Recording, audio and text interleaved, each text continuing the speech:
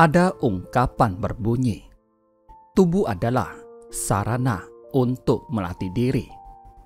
Bisa terlahir sebagai manusia dan menyadari bahwa setiap orang memiliki hakikat kebudaan. Kita harus memanfaatkan tubuh ini untuk melatih diri sebaik mungkin. Sejak dahulu kala, pikiran kita sudah terus tercemar. Di dalam hati setiap orang tersimpan banyak kekotoran batin. Kekuatan baik dan buruk sering bergejolak di dalam hati kita. Saat mengetahui sesuatu adalah baik, kita ingin mempelajarinya. Tetapi seringkali ada hal buruk yang ingin menarik kita. Jadi, kekuatan baik dan buruk bagaikan tengah tarik-menarik. Jika kekuatan baik lebih besar, maka kita akan tertarik ke arah yang baik. Sebaliknya, jika kekuatan buruk lebih besar, maka kita akan tertarik ke arah sana dengan cepat, sehingga pikiran kita menjadi tercemar. Jadi, segalanya bergantung pada pikiran. Dalam menghadapi kondisi luar, meski di sekitar kita terdapat banyak godaan, kita tetap harus mempertahankan niat yang murni dan hati yang jernih. Dengan demikian, barulah kita bisa mengubah pikiran kita yang sudah tercemar agar kembali pada kemurnian. Si kera yang baik hati. Ada seekor kera. Meski ia adalah seekor kera, tetapi dengan sifat hakikinya yang bajik, ia giat melatih diri di gunung. Ia memiliki hati yang sangat baik. Ia mengasihi semua hewan di hutan. Suatu hari, ia memetik buah di pohon. Ia seakan mendengar suara orang berteriak minta tolong. Dalam hatinya berpikir, aku tidak tega jika tak menolongnya. Jadi, ia pun terus mencari dengan mengikuti asal suara tersebut. Ia menemukan seorang pria, tetapi untuk menolongnya sangatlah tidak mudah, karena tebing sangat curam dan dalam. Meski harus mengorbankan nyawa sendiri untuk menolong pria itu, ia tetap bersedia. Karenanya, ia memikirkan cara untuk turun tebing dengan memegang ranting pohon, akar tanaman, dan tonjolan batu pada tebing.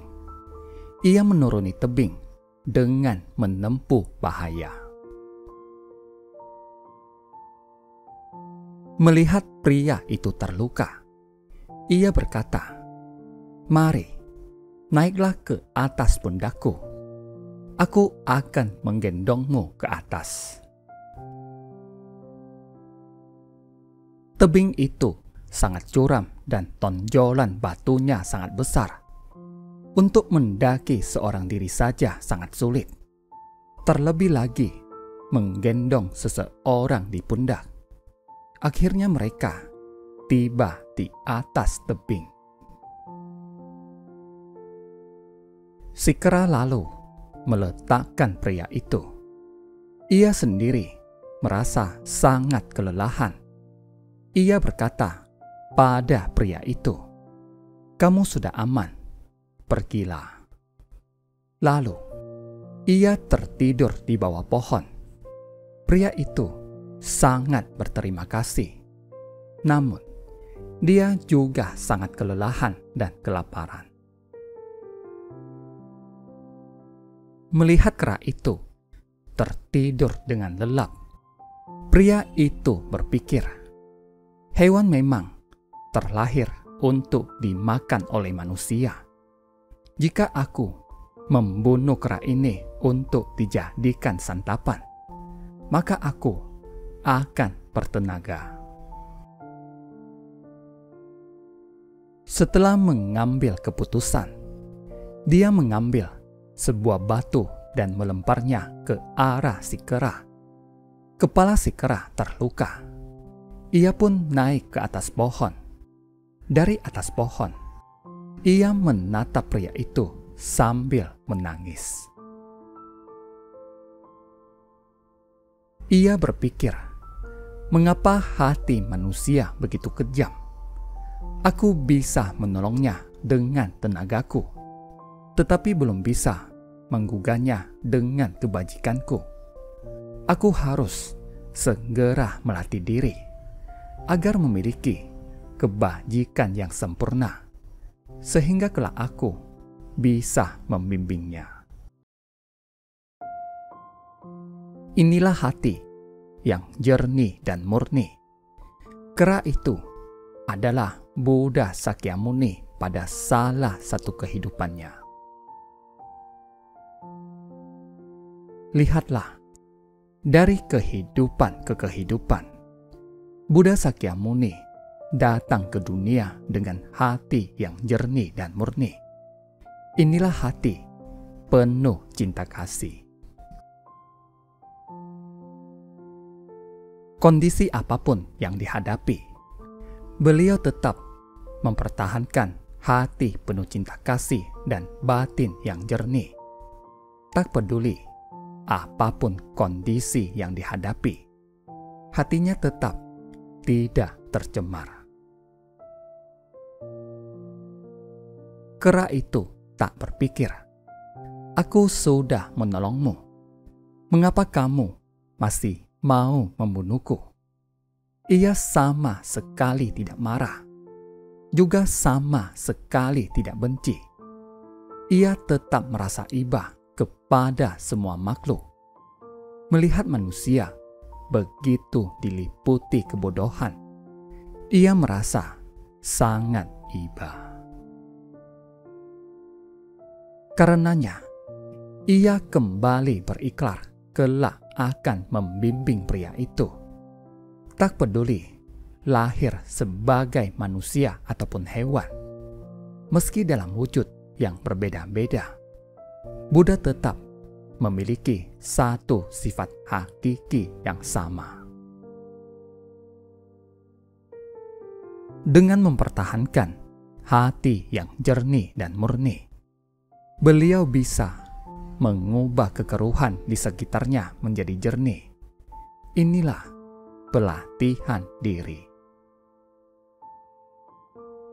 Setiap hari kita berhadapan dengan orang dan masalah di dunia.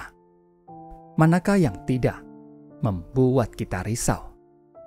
Manakah yang tidak membuat kita tak berdaya?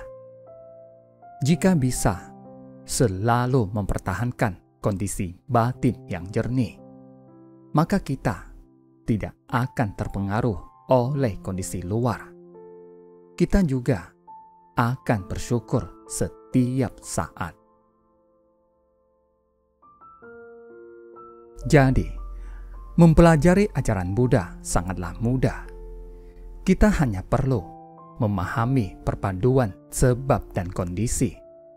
Sebab adalah benih di dalam batin, sedangkan kondisi adalah lingkungan luar yang kita temui. Jika kita bisa mengubah jalinan jodoh buruk menjadi jalinan jodoh baik, maka hubungan antar manusia dan segala sesuatu akan harmonis. Terima kasih. Semoga bermanfaat.